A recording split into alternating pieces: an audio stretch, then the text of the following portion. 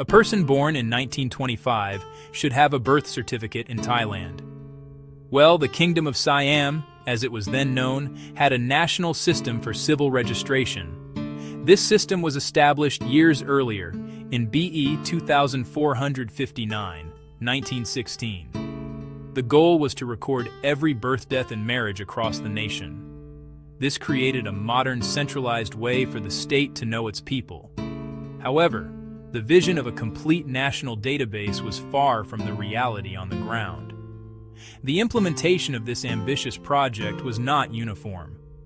While cities like Bangkok saw relatively quick adoption of the new laws, the story was very different in the kingdom's more distant provinces, especially those far from the center of power. In the year 1925, a place like Nong Khai province would have been considered a remote border region. Its long frontier with French Laos made it a place of strategic importance, but also one where the daily lives of villagers were often disconnected from the administrative decrees coming from the capital.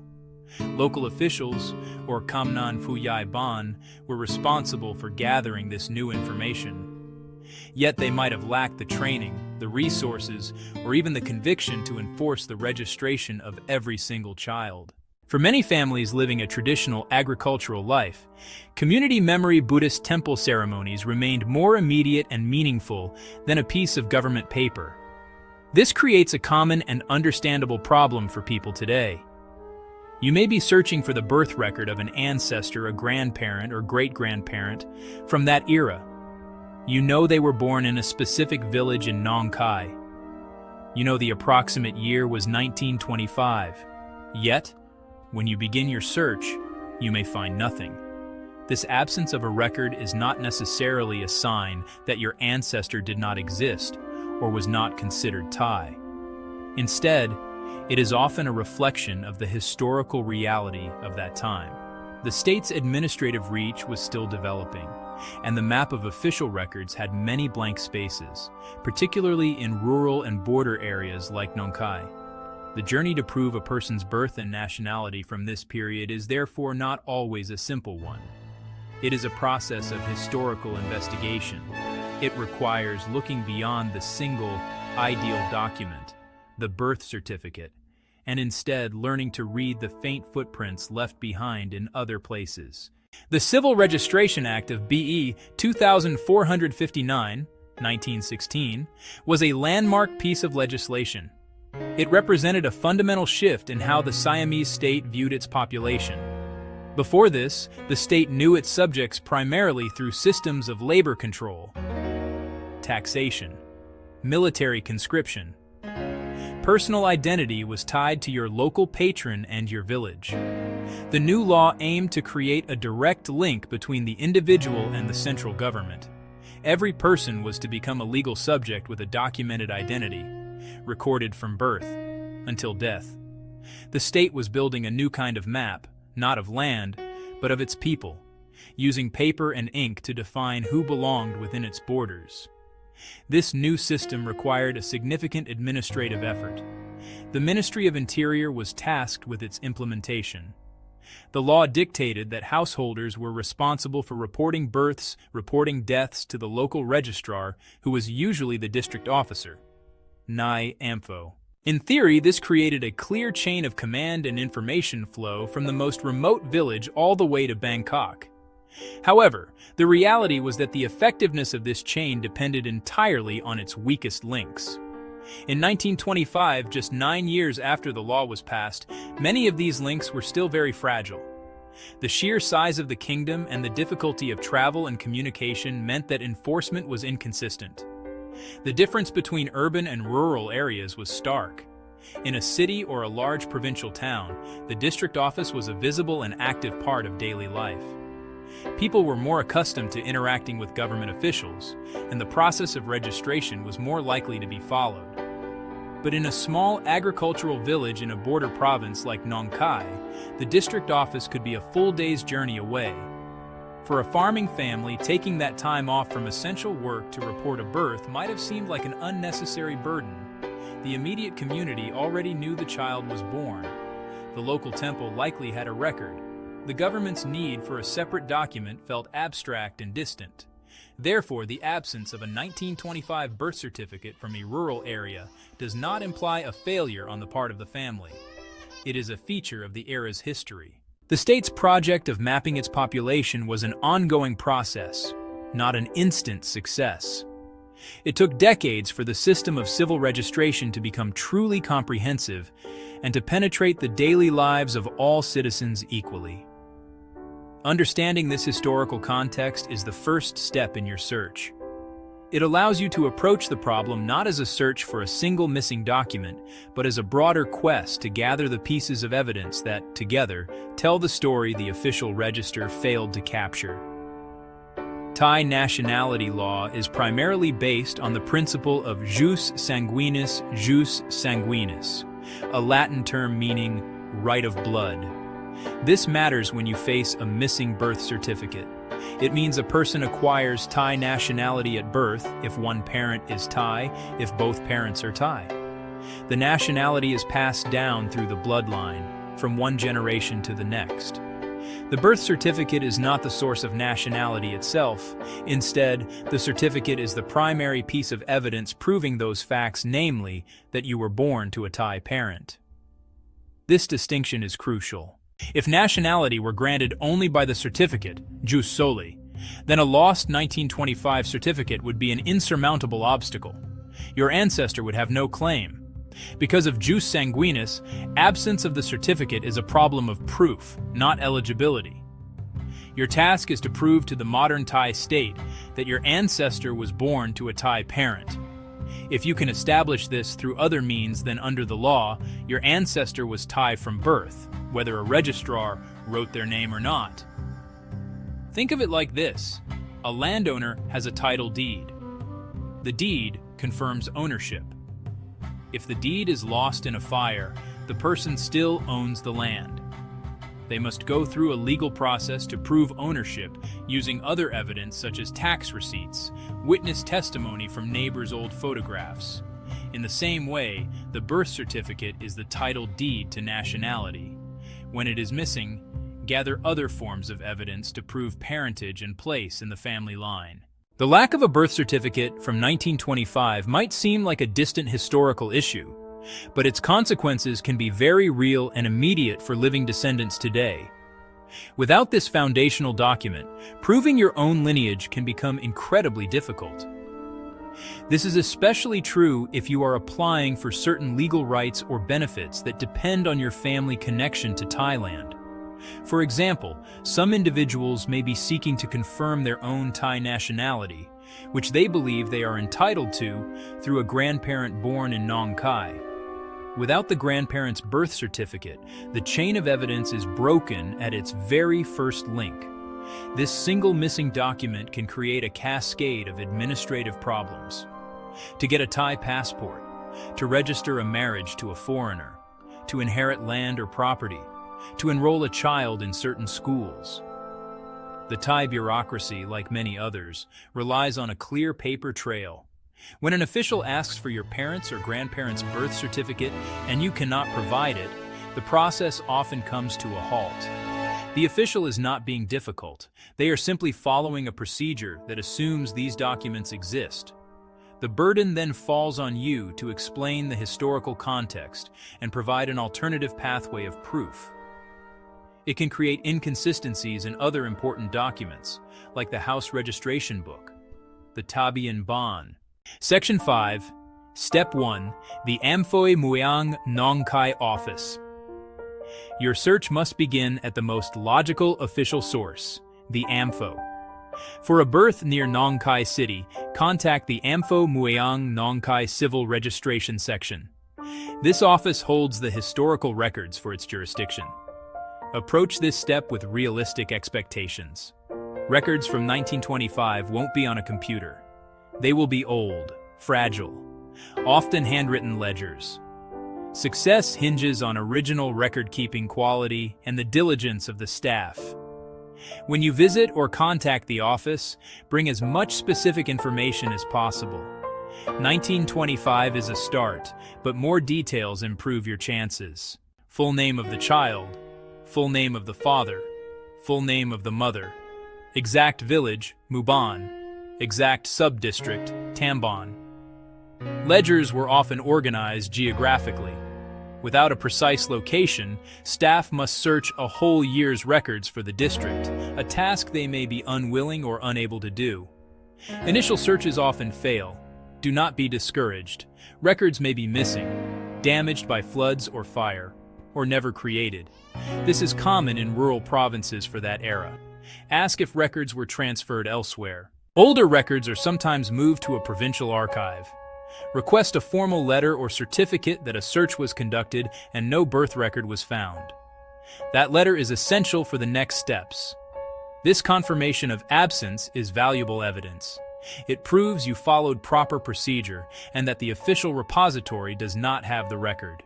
It shows authorities and courts you are not ignoring the birth certificate requirement.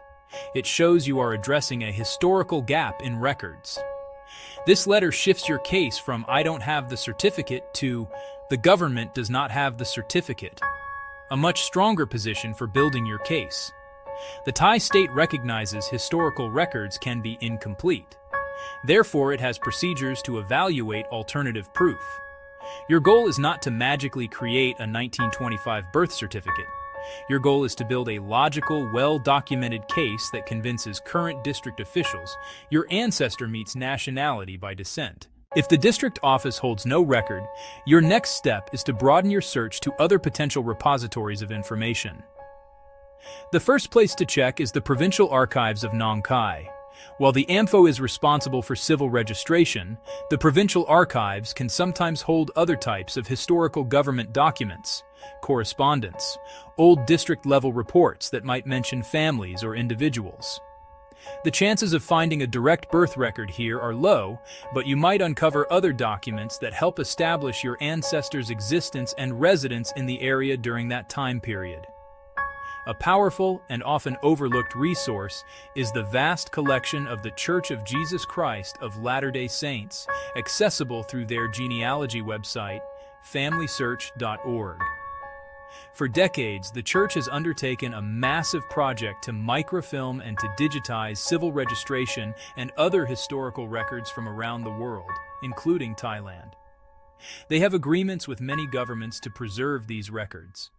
It is entirely possible they microfilmed the Nong Khai birth ledgers from 1925. Searching their online catalog is a crucial step you can do from anywhere. Beyond official state archives and digital archives, turn to community institutions. In 1925, the local Buddhist temple, or Wat, was often a more important center of community life than the district office. Monks sometimes kept their own informal records of local families. They might have noted births of children in the village, especially if the family made a significant donation or held a ceremony for the child. These records are not official, but they can be incredibly valuable. Visit the oldest temple in your ancestors' village, speak with the abbot or long-serving monks, and you could uncover an old forgotten book or a piece of oral history that provides the missing link. Finally, do not underestimate the power of family and community memory. Seek out the oldest living relatives from your family and from other families in the village. An elderly person in their 80s or 90s today would have been a child or young adult when your 1925-born ancestor was in their prime. They might remember your ancestor, their parents, and their place in the village. Their testimony, especially if several people independently recall the same facts, can be formalized later as witness affidavits. While the birth certificate may be missing, your ancestor likely created other official records during their lifetime. These documents can act as pieces of the puzzle. They help prove identity and connection to Thai parents. One of the most important is a marriage certificate. A registration of marriage would list name and age, and the names of the parents. A 1940s-1950s marriage certificate listing a known Thai father and mother is powerful evidence. For male ancestors, military records are another key source. Conscription affected all able-bodied Thai men of that era. Draft registration usually required birth year and parentage. Check the local military recruiting office or the National Military Archives. Look for SOR Door 9, draft registration forms, or Sor-Dor 43 conscription results. These dated records from the early 1940s give official proof of existence, age, and family ties. School records can also help, though they're harder to find. Government schools and temple-run schools may have kept registration lists. Those lists show the child's name, birth date, and parent or guardian. You may need to visit the school or ask the local educational area office about archived records. Even a 1930s class list proves presence in a place and time and recognition as a child of a particular family. Finally, search land ownership and transaction records. Old title deeds, shanat, or other land documents at the provincial land office may list family names. These trace land history and previous owners. A transfer from your great-grandparent to your grandparent, born 1925, helps establish the relationship. Combined, these alternative documents build a layered, persuasive case, not just one missing certificate. After you have exhausted your search for an existing record and have gathered all available alternative evidence, the next phase is to use this evidence to formally create a record. This is done through a process called retroactive birth registration. You are essentially asking the current district officer at the AMFO to create a new, late birth certificate based on the compelling evidence you have collected. This is a recognized legal procedure in Thailand for historical gaps in registration. You will need to return to the AMFO Muang Nong Khai office where your search began. To apply, present your entire case file. The file should be meticulously organized. Include the official AMFO letter stating the original record cannot be found. Include copies of alternative evidence, marriage certificates, military records, school documents, temple records, other supporting documents. Also include your own birth certificate, your ID card, and those of your parents. The more organized and comprehensive your file, the more seriously your request will be taken. Bring at least 2 credible witnesses to testify to birth and parentage. The registrar will question them to confirm credibility and consistency. This living testimony helps bridge the gap between historical documents and the present request. Sometimes the registrar will approve retroactive registration based on your file and witnesses. If the case is complex or evidence is inconclusive, the registrar may require a court order. That means submitting the case to the local provincial court. A judge will review the evidence and hear witness testimony. If satisfied on the balance of probabilities, the judge will issue a court order instructing the AMFO to complete registration. A court order is the ultimate authority and will definitively resolve the matter. It gives a legitimate path forward when direct evidence is gone. The Thai state recognizes historical records can be incomplete. This shifts focus from one document to assembling many pieces of information. By successfully navigating this process, you are not only honoring your ancestors' memory, but also ensuring that you and your children have the clear and undisputed documentation needed to exercise your rights as Thai citizens. It is a bridge between the unwritten past and the documented future. The journey to prove the identity of an ancestor born in rural Thailand in 1925 is a journey into the history of the nation itself. The absence of a birth certificate from Nong Khai for that year is not an unusual dead end, but a common reflection of a time when the administrative reach of the state was still growing. Thai nationality is passed down by blood. The certificate is the primary, but not the only, form of proof. Build a case from every trace your ancestor left behind and transform small facts into a convincing legal narrative. Start at the source, AMFO Muang Nong Khai. Expect that no record may be found and secure an official letter saying so. Then expand. Search digital archives like Family Search. Search provincial physical archives. Check community records at the local temple. Collect oral histories from elderly relatives. You're securing your family's documented place in the story of Thailand.